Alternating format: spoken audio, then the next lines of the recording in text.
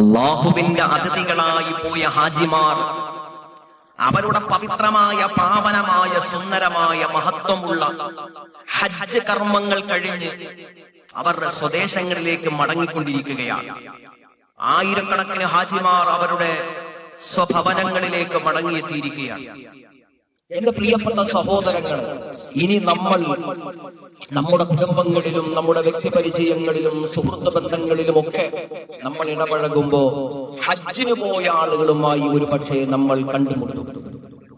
എന്താണ് നമുക്ക് അവരിലൂടെ നേടിയെടുക്കാൻ പറ്റുന്ന നന്മകൾ എന്തൊക്കെയാണ്?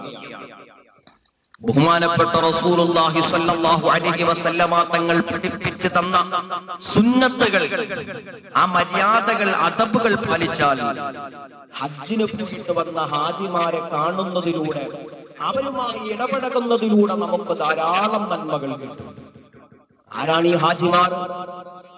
അവർ സദാ നേരവും ഇബാദത്തിൽ മുഴുകിയ ദിവസങ്ങൾ കഴിഞ്ഞിട്ടാണ് വന്നത്. സദാ നേരവും അവർ ഇബാദത്തിലായിരുന്നു. ഈ നാടിനോട് സലാം പറഞ്ഞ്, പരിശുദ്ധ മക്കയോട് സലാം പറഞ്ഞ് പ്രവേശിച്ച നേരം മുതൽ അല്ലാഹുവേ, അവർ സദാ നേരവും ഇബാദത്തിലാണ്. അവരുടെ മനസ്സ് മുഴുവനും ഇലാഹായ റബ്ബിനോടുള്ള അടുപ്പം മാത്രമാണ്. പിന്നെയോ അവർക്കുണ്ടായിരുന്ന ദിവസങ്ങളെല്ലാം ഇജാബത്തിന്റെ ദിവസങ്ങളാണ്. അവരുടെ കാലുകൾ കൊണ്ടവർ നടന്നത് മുഴുവനും പവിത്രമായ മണ്ണിലൂടെയാണ്. മഹത്തായ മുഹൂർത്തങ്ങൾ ഒരുപാട് അവർ കണ്ടു അവരുടെ കണ്ണുകൾ കൊണ്ട്. അല്ലേ, നമ്മൾ കണ്ടില്ലേ, കോടിക്കണക്കിന്. അല്ലാഹ് പടച്ചവനെ, ഒരു സൂചി വീഴാൻ, ഒരു മണൽത്തരി പോലും ചെന്ന് വീഴാനുള്ള ഇടമില്ല. മനുഷ്യർ ഞെങ്ങി ഞെരുങ്ങി പൊട്ടിക്കരയുന്ന കണ്ണുകളുമായി, ഹൃദയം പിടയുന്ന ദിക്റുകളുമായി അവരിങ്ങനെ ഇബാദത്തിന്. അതൊക്കെ കണ്ട കണ്ണുകളല്ലേ. പരിശുദ്ധ കഅബാലയം നോക്കുക, ഒന്നും ചെയ്യണ്ട, നോക്കുക എന്നത് പോലും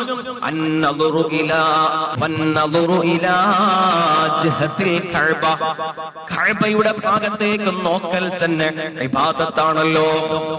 അത് നേർക്ക് നേരെ യാതൊരു തടസ്സങ്ങളുമില്ലാതെ കാണുന്നു എന്നത് തന്നെ ആ കണ്ണുകളുടെ മഹത്വം എത്രയാണ്. പടച്ചവനെ, മുസ്തലിഫയും മിനയും അറഫയും അങ്ങനെ എത്രയെത്ര പുണ്യമാക്കപ്പെട്ട മുഹൂർത്തങ്ങൾ കണ്ട കണ്ണുകളാണ്. നാവിന് റസ്റ്റില്ലല്ലോ, അവരുടെ നാവുകളും ഇബാദത്തിലാണ്. ചുരുക്കി പറഞ്ഞാൽ ഒരു ഹാജി എന്ന് പറഞ്ഞാൽ അടിമുടി അവൻ മാറിയിട്ടുണ്ട്. അവന്റെ രീതികൾക്ക് വ്യത്യാസങ്ങൾ വന്നിട്ടുണ്ട്. അള്ളാഹു സ്നേഹിച്ച യഥാർത്ഥ ഒരു ഹാജിയെ കണ്ടാൽ നമുക്ക് അള്ളാഹുവിനെ ഓർമ്മ വരും. ഹജ്ജ് കഴിഞ്ഞ് വന്ന ഒരു ഹാജിയെ ഇനി നമ്മൾ കണ്ടാൽ നമുക്ക് എന്ത് വരും? അള്ളാഹിനെ കുറിച്ച് ഓർമ്മ വരും.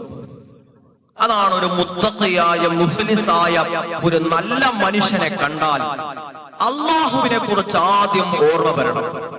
ആ ഓർമ്മ വരുന്ന രൂപത്തിൽ, പാകത്തിൽ അവൻ മാറിയിട്ടുണ്ട്. അതാണ് ഒരു യഥാർത്ഥ ഹാജി. ആ ഹാജിക്ക് സ്വർഗമല്ലാതെ മറ്റൊരു പ്രതിഫലവും ഇല്ലെന്ന് ലോകത്തിന്റെ നേതാവ് അഷ്റഫുൽ ഖൽഖ് മുഹമ്മദ് മുസ്തഫ സല്ലല്ലാഹു അലൈഹി വസല്ലം. അപ്പൊ ആ ഹാജി, അത്രയും മഹത്വമുള്ള ഒരു ഹാജിയെ ഇനി നമ്മൾ കാണാൻ, ഒരു ഹജ്ജുമ്മയെ നമ്മൾ കാണാൻ. ആ കാണുന്ന നേരത്ത് പടച്ചവനെ, അവരെ മുസാഫഹത്ത് ചെയ്യൽ. ഹാജിയെ, നമ്മുടെ രക്തബന്ധങ്ങളിലുള്ള, സുഹൃത്ത് ബന്ധങ്ങളിലുള്ള ഹാജിയെ കണ്ടാൽ നമ്മൾ മുസാഫഹത്ത് ചെയ്യണം. ആ മുസാഫഹത്ത് ചെയ്യുമ്പോൾ തന്നെ അവർക്കിടയിലുള്ള പാപങ്ങൾ അല്ലാഹു പഴുത്ത ഇലകൾ പൊടിഞ്ഞു വീഴുന്നത് പോലെ അവന്റെ പാപങ്ങൾ ഇളകി വീഴുമെന്ന് സയ്യിദുനാ മുഹമ്മദ് മുസ്തഫ.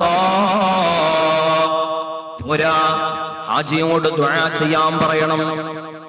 അജ്ജുമ്മയോട്, ഹാജിയോട് ദുആ ചെയ്യാൻ പറയണം. മുസാഫഹത്ത് ചെയ്യാൻ പറ്റുന്നവരാണെങ്കിൽ നമ്മൾ മുസാഫഹത്ത് ചെയ്യണം. അതല്ലെങ്കിൽ അവരോട് നമ്മൾ ദുആ കൊണ്ട് വസിയത്ത് ചെയ്യണം. ഇത് നബിതങ്ങൾ ചെയ്തിട്ടുണ്ട്, സ്വഹാബത്ത് ചെയ്തിട്ടുണ്ട്. അവരുടെ ദ്വാഹിന് വലിയ ഫലമാണ്.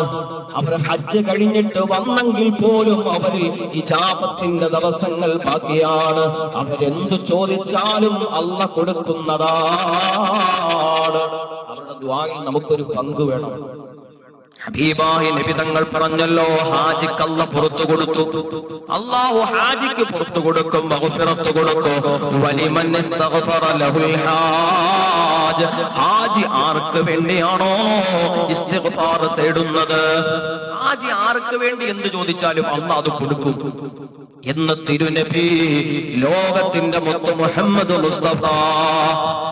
കൂടാതെ കോടിക്കണക്കിന് മനുഷ്യർ ഒരുമിച്ച് കൂടിയ കഅബാലയത്തിലെ പവിത്രമായ സംഗമങ്ങൾ, അറഫാ സംഗമങ്ങൾ, മുസ്ദലിഫയിലെ സംഗമങ്ങൾ, മിനയിലെ സംഗമങ്ങൾ, അങ്ങനെ മനുഷ്യരാഗമാനം ഒരുമിച്ച് കൂടിയ പരിശുദ്ധമായ ഹജ്ജ് എന്ന പാവനമായ കർമ്മം കഴിഞ്ഞിട്ട് നമ്മുടെ നാടുകളിലേക്ക്, കുടുംബങ്ങളിലേക്ക്, ബന്ധങ്ങളിലേക്ക്, കൂട്ടുസുസ്ഥലങ്ങളിലേക്ക് കടന്നു വന്ന നമ്മുടെ പ്രിയപ്പെട്ട ഹാജിമാര്, ഹജ്ജുമ്മമാരോട് ആദരവ് വേണേ, അവരോട് ബഹുമാനം വേണേ.